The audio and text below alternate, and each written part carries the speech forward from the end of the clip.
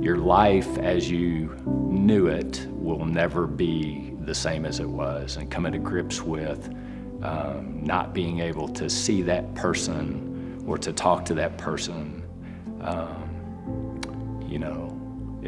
is difficult. I always said it's a piece of your heart that's been taken out, and that piece will never be filled, almost like a piece of puzzle. It'll never be replaced again. Grief is terrible.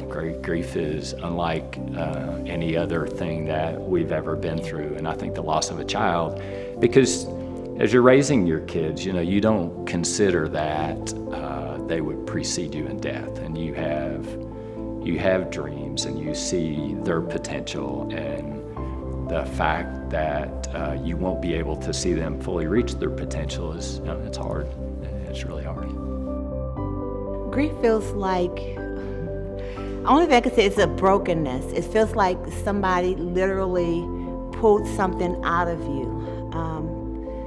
Every part of your being is just in shock. Before you even get to shock, it's like you're numb. You don't know what to feel. You don't know how to feel, what to say.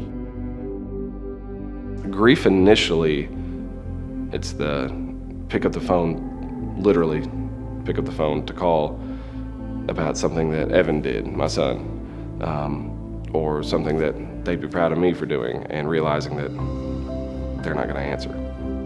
I heard in church last week, they had the grief counselor come up and talk on stage, and he talked about, we're going through a series, and he's talking about suffering and grief.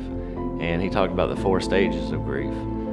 And before I really understood or went through any kind of grief, I would have thought, well, that kind of makes sense. And through going through support groups, we've talked about that before. We kind of understand that there's not any real sense or order to it, to grief. Everybody experiences it differently.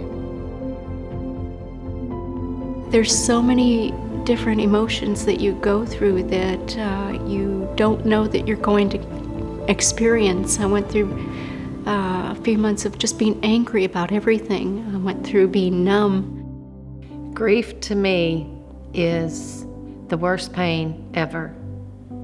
It's heartbreaking, and it really is an awful pain. And when other people had lost their child, I knew it had to be painful, but I never realized how painful it was until it happened to me. And it was hard to get through it, especially after the funeral. Everything had calmed down, and it was just us at home, and everybody else had gone off on their own life, They were happy, but we were still at our house, still grieving for Paige, and life would never be the same again. I'm scared for the day that I'm gonna break down. I'm scared to death. I don't know what that's gonna look like. I don't know where I'm gonna be. And I'm scared of it.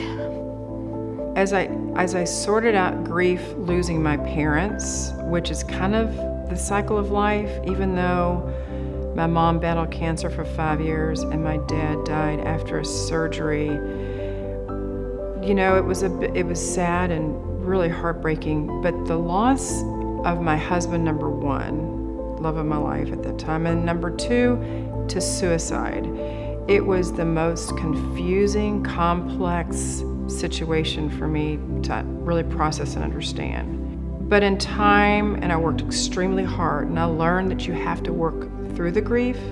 You can't dance around it.